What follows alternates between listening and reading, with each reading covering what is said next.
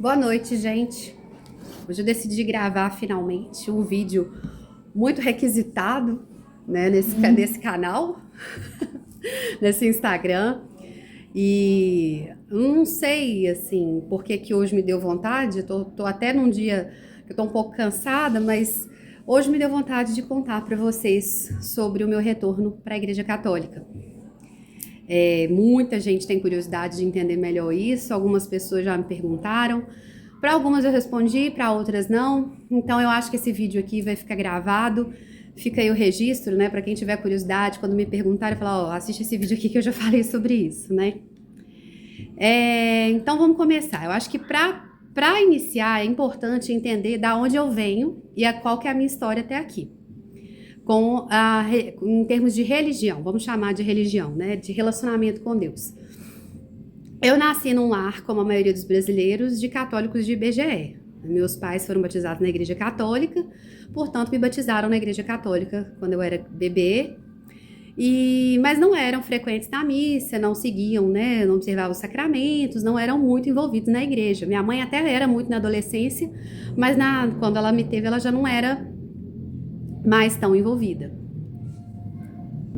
Mas eu, sendo uma menina sempre muito precoce, gostava muito de ir à igreja, gostava muito de ir à missa. Então, desde pequenininha, eu ia à missa e quem me acompanhava era minha avó.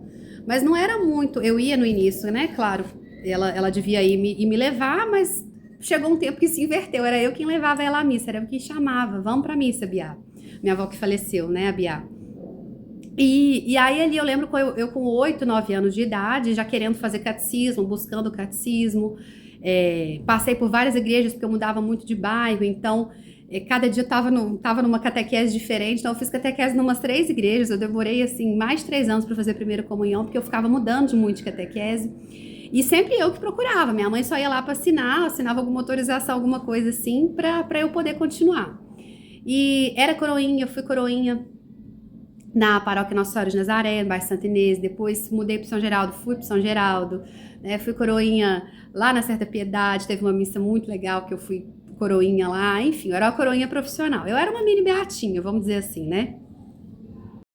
Aí eu fui crescendo, entrei na adolescência, continuei envolvida na igreja, mas eu era meio fora da curva. Eu não tinha amigos católicos, eu não tinha amigos adolescentes católicos. Hoje a gente vê esse monte de movimento, os meninos muito envolvidos, JC, um monte de coisa para jovem, para adolescente, mas na minha época era meio que mico, né? Ser coroinha, ser beatinha, igual eu era. E aí eu fui ficando com vergonha e eu fui largando as coisas da igreja. Eu ia à missa, mas fui largando até que eu parei de ir à missa. Como não tinha ninguém ali para me obrigar a ir, né, para me catar e falar, vão para missa, eu não ia mais. Então, ali pelos meus 13, 14 anos, eu parei de ir à igreja e eu lembro que eu fui me afastando, assim, fui me distanciando de Deus até chegar num ponto de começar a questionar a existência de Deus.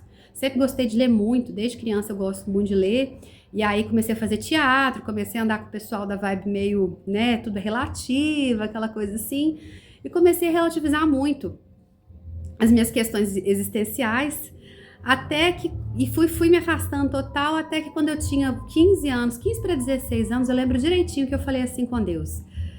Eu sou atrevida, né? Deus, se o Senhor existe, o Senhor vai ter que me mostrar, porque senão eu vou deixar de acreditar no Senhor. E aí, depois de um tempo, pouco tempo, não lembro quanto tempo, mas pouco tempo depois, eu estava na minha casa, e tinha um CD do Padre Marcelo perto de mim. Eu sempre contei que minha conversão foi essa. Mesmo na igreja evangélica, eu sempre falei que minha conversão foi com o CD do Padre Marcelo. Tinha um CD do Padre Marcelo, aquele primeiro dele, da capinha dele com a mão assim, do verdinho assim. E eu olhei para aquele CD e falei assim, vou te dar uma chance, Deus. E coloquei aquele CD. E fui ouvindo as músicas, assim, eu lembro que eu estava no computador, né, pros jurássicos aí, né, que a gente tinha que colocar o CD dentro do computador para ouvir música. Até que eu cheguei na música, que é a música da minha conversão, uma das músicas da minha vida, que é a música Basta Querer, né? E ela fala, meu pensamento vive em você, a luz do meu viver, Senhor. Basta entrar, eu nasci para te amar, nem precisa perguntar, te amo. Há um clima todo diferente que aquece e mexe com o coração da gente. E o refrão fala, é como um sonho, é como um sonho. Eu me dou por inteiro, teu é o meu coração.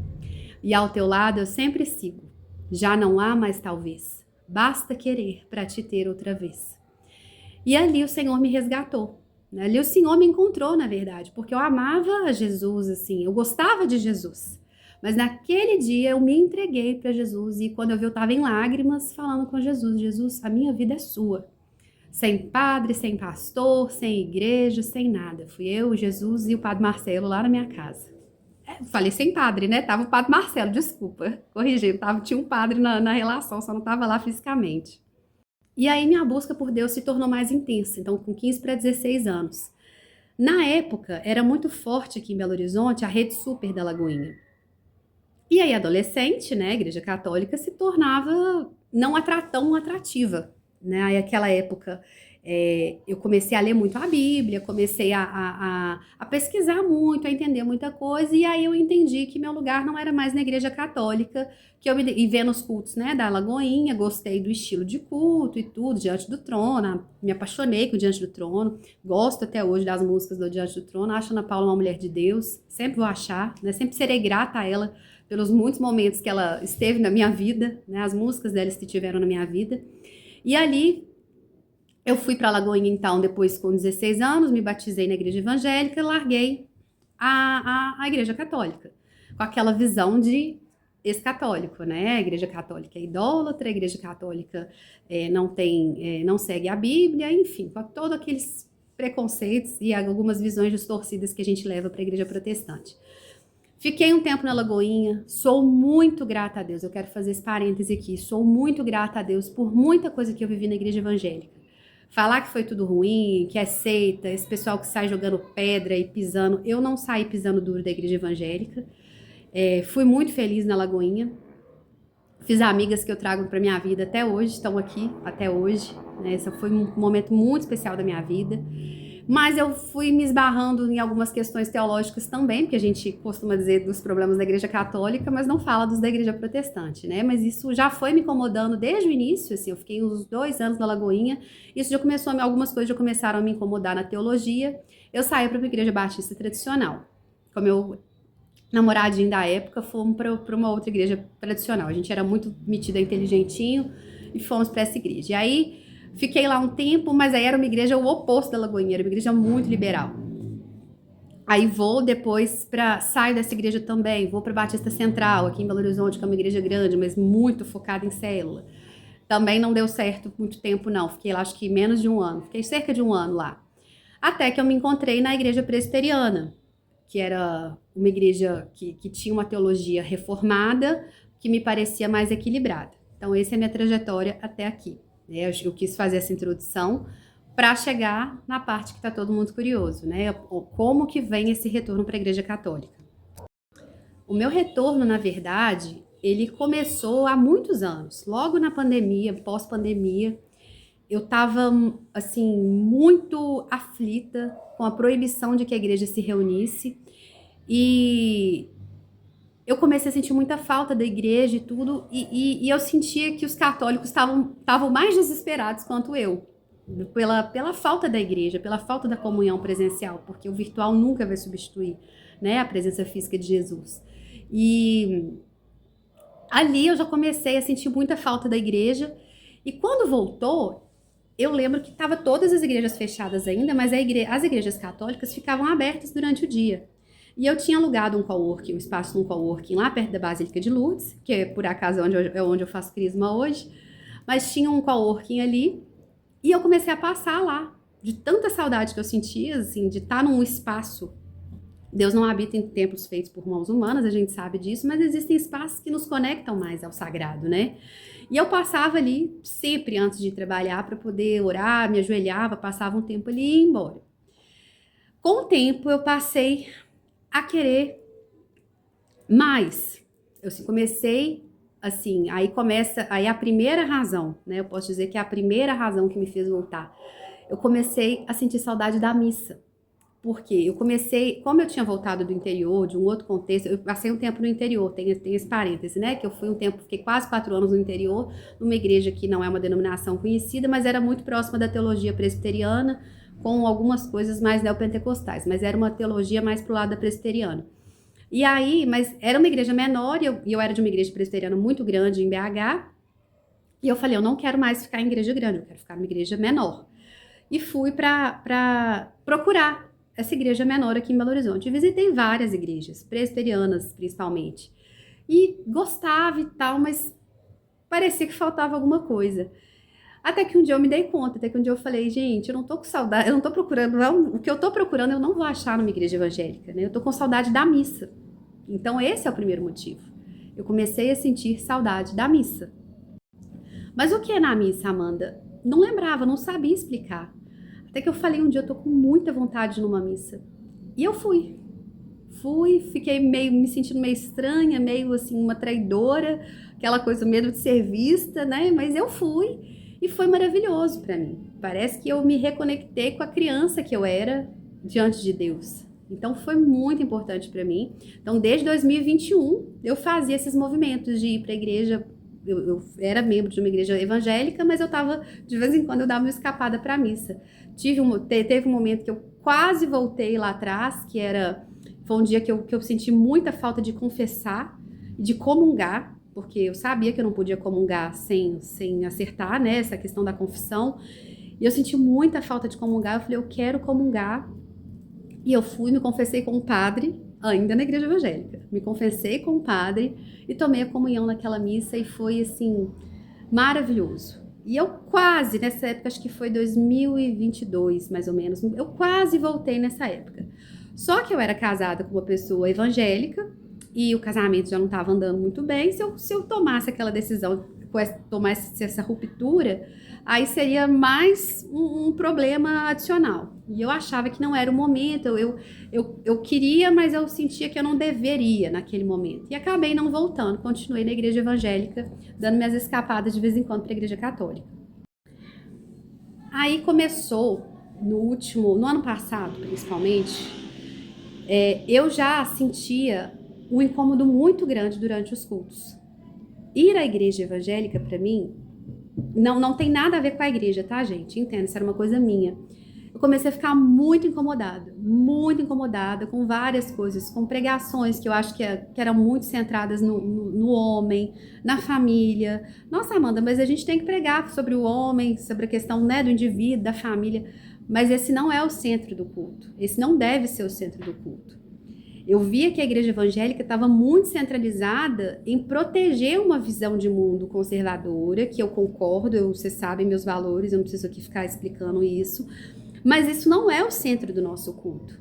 A nossa vida familiar, a nossa vida em comunidade, enfim, a nossa vida aqui, né, nesse plano, ela tem que ser resultado da nossa vida com Deus. Não dá para eu tratar os sintomas sem tratar a causa. E isso me incomodava. Tinha, às vezes, congresso de família, embora eu estivesse casada com filhos dentro da igreja, eu me incomodava que fosse só um modelo de família abordado. Porque eu via que as viúvas, que as solteiras, que as divorciadas, e hoje eu tô nesse lugar também, né? Eu fiquei um pouquinho da igreja nesse lugar, eram tratadas meio que como inexistentes. Ou quando eram olhadas, eram tratadas meio que como leprosas. Ser uma mulher na igreja evangélica é muito difícil, principalmente se você não cumprir ali o checklist, né, do que é uma mulher de Deus. Então, assim, se você tá solteira, viúva ou divorciada, nós precisamos arrumar um marido para você, porque você tem completa. Isso começou, muitas coisas começaram a me incomodar, as músicas, eu me sentia assim muito mal, sabe? Enfim, gente, eu não tô aqui pra falar mal, tá? Até porque eu sou muito grata, eu vou repetir, eu sou muito grata pelo tempo que eu tive. Conheci pessoas maravilhosas, pessoas de Deus, pessoas parecidíssimas com Jesus, pessoas que me inspiraram na fé, na caminhada, pessoas que me acolheram, que me aconselharam, que deram a mão em momentos difíceis. Eu não vou ser aquela pessoa que vai sair tacando pedra, né, da igreja evangélica para falar bem da igreja católica. Até porque os católicos são assim, né? A gente fala do que a gente tem, a gente não fala do que o outro não tem, né? Mas enfim, esse incômodo começou a crescer e ir à igreja para mim começou a se tornar uma obrigação. Então eu não tinha mais alegria. Eu ia com alegria por Jesus, mas chegava lá, eu ficava mal, eu ficava incomodada.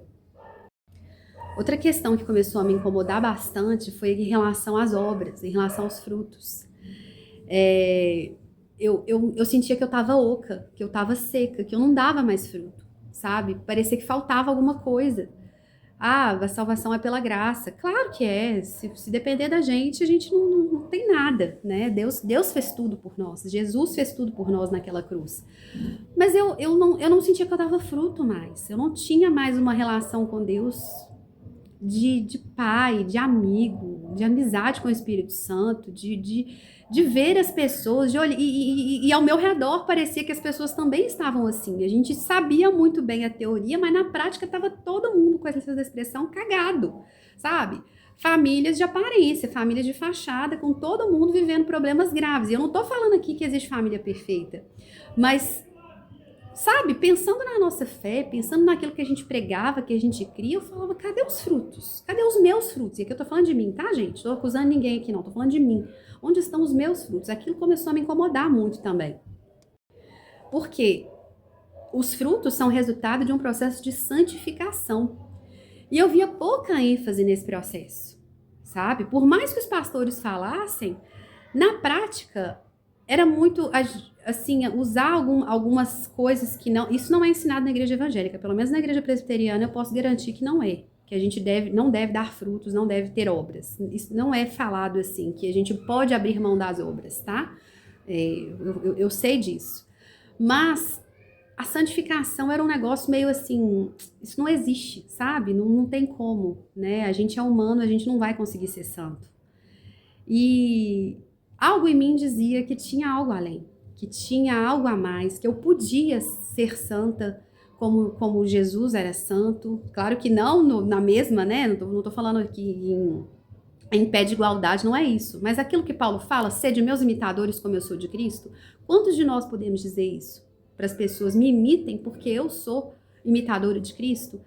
E eu não tinha mais essas referências. E ao mesmo tempo começou a acontecer que eu notei que as pessoas que mais influenciavam a minha vida, influenciaram e influenciavam ainda a minha vida, eram pessoas católicas. Os santos que eu li eram católicos, os teólogos que me traziam de volta para Jesus, principalmente Santo Agostinho. Engraçado que, assim, eu vejo vários testemunhos de católicos que vieram do protestantismo e vários deles passam por Santo Agostinho. Acho que Santo Agostinho tem uma predileção por protestantes, né? De buscar protestantes, porque muita gente passou por esse caminho. E eu passei também, né? Eu comecei a ler Santo Agostinho. E depois que eu li Confissões toda pela primeira vez, eu já tinha lido vários trechos, mas nunca tinha lido toda. Quando eu li Confissões, eu falei, gente, esse cara é católico. Como assim? Como esse cara pode ser católico? Né? Santo Agostinho, para quem não sabe, né, foi uma grande influência sobre Calvino, João Calvino, pai do calvinismo, né, pelo próprio nome já diz, que é de onde vem a igreja presbiteriana. E aqui eu faço um parêntese, porque esse vídeo não é uma abertura ao debate, porque eu sei tudo sobre a teologia calvinista e presbiteriana. Eu não saí por falta de conhecimento. Eu vejo, assim, algumas pessoas querendo discutir, brigar às vezes comigo, mas são pessoas, por exemplo, da igreja presbiteriana, que se eu perguntar os 5 pontos do calvinismo, a pessoa não sabe. Não sabe nem quais são as 5 solas, né, que baseiam a reforma. Então, é muito uma repetição, né? A pessoa acha que a ideia é dela mesma, mas não é uma coisa que ela aprendeu e ela repete aquilo ali sem profundidade. Uma pessoa que nunca se aprofundou na fé, não sabe o que defende. Eu sabia exatamente o que eu defendia, eu sabia exatamente os valores da igreja presbiteriana, eu sabia os valores da fé protestante e no que ela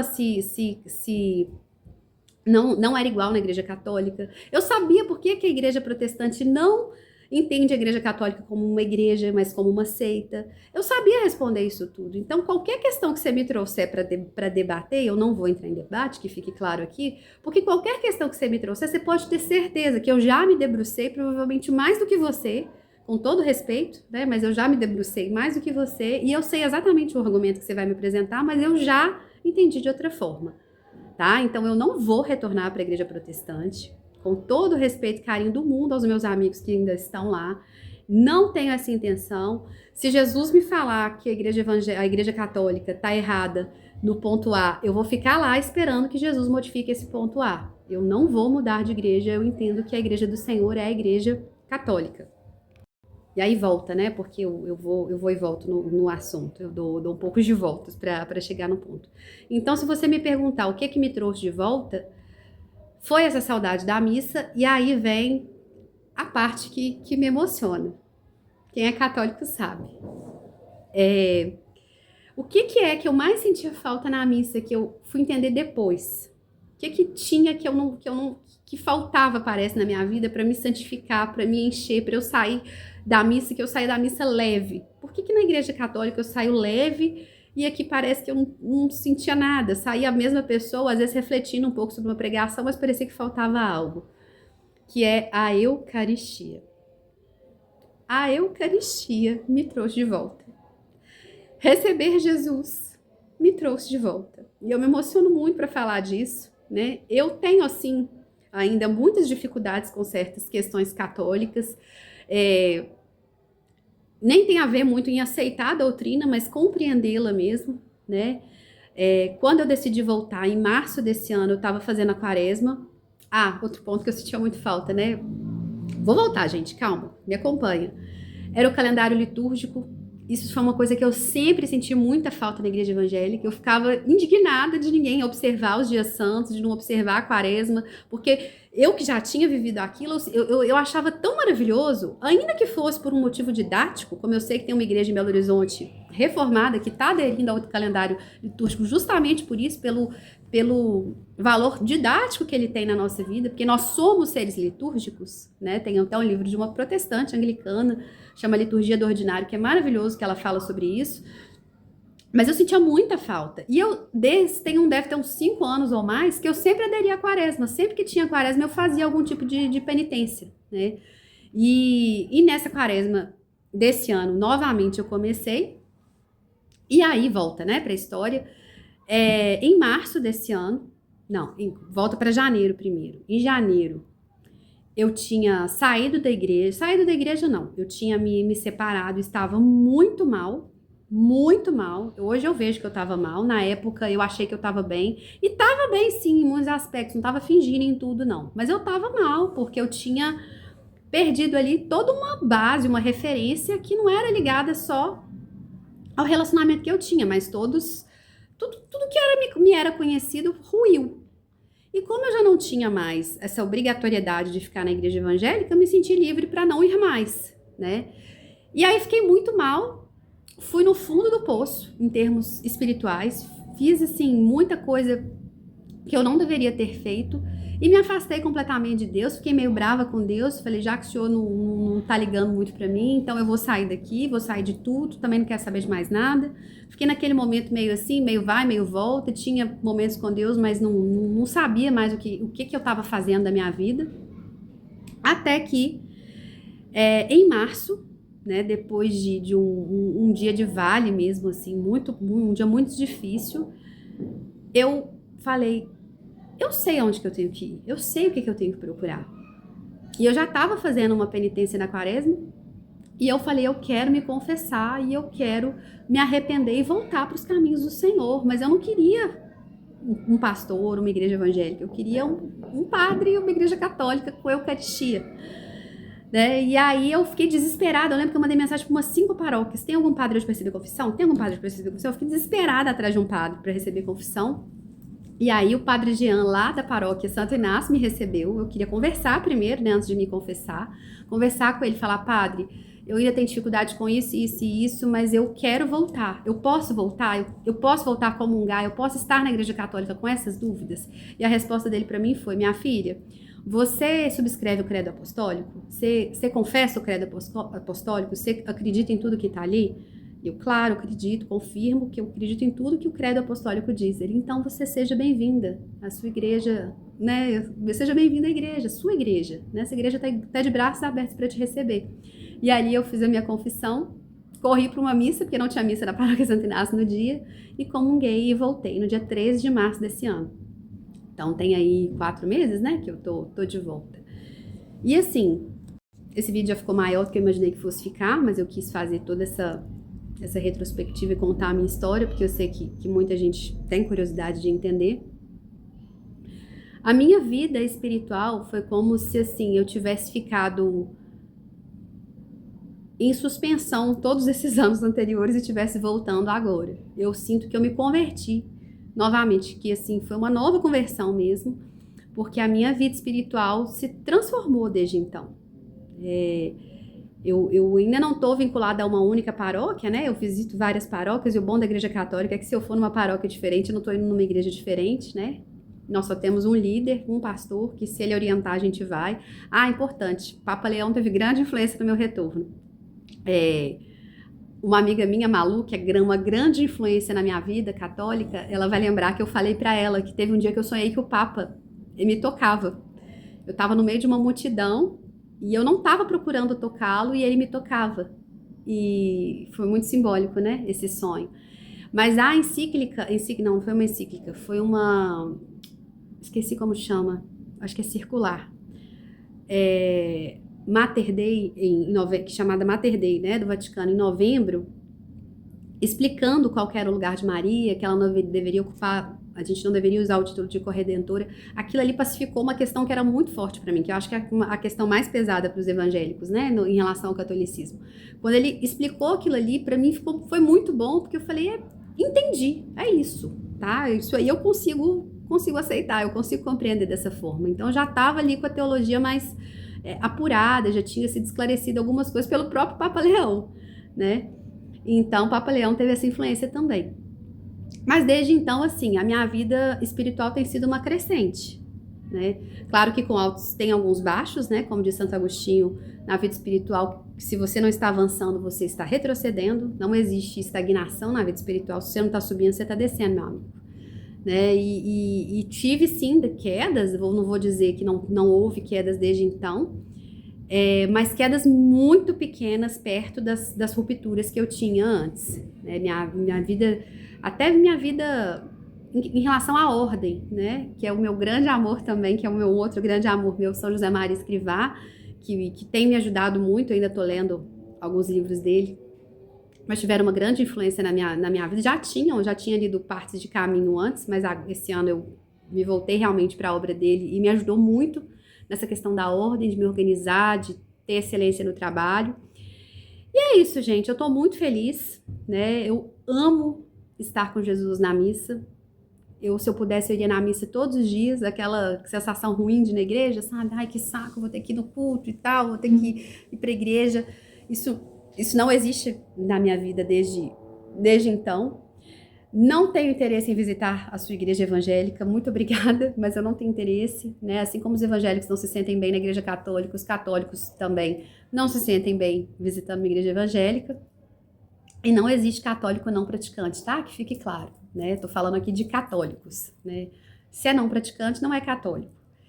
E tenho muito a aprender ainda, tenho muito que descobrir ainda, mas eu tenho certeza que Jesus me trouxe de volta, me resgatou de uma Amanda que rebelde mesmo, né? Eu voltei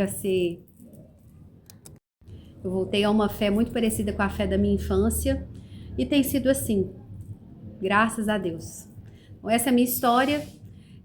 Se você tiver dúvidas genuínas, tiver esse caminho, porque na época uma coisa que eu fiz muito foi ouvir muitos testemunhos. Esse movimento é um movimento que era tão... Eu nunca tinha ouvido falar de um protestante que foi para a igreja católica enquanto evangélica, por 19 anos, né? E... de uns anos para cá, eu comecei a ver muitos testemunhos, né? Principalmente de presbiterianos, não sei porquê, mas esse movimento tem sido tão intenso de presbiterianos se tornando para a Igreja Católica, que a Igreja Presbiteriana lançou um curso, né, para preparar os pastores para refutar argumentos católicos, né? Que é isso que o protestante faz, né? Geralmente ele está sempre refutando, ele não está nunca falando da fé dele, está falando contra a sua fé. Não todos, tá, gente? Estou falando aqui num termo mais... de lideranças, né? Mas é isso. Então, se você quiser conversar, saber sobre isso, eu quero ir numa missa, Amanda, eu nunca fui numa missa, como é que eu faço para ir numa missa? Como é que eu viro católico? O que tem? Como é que é essa questão do santo? Se for uma dúvida sincera, genuína, eu estou à disposição para conversar. Agora, se você quiser trazer os argumentos, igual eu te falei, eu não vou discutir, porque eu sei que a discussão vai ser rasa, né? E se ela for profunda também, eu já me aprofundei também, eu já conheço os argumentos. Eu te agradeço, né? Mas eu não tenho interesse em discutir esse assunto, tá bom? Que Jesus abençoe todos nós.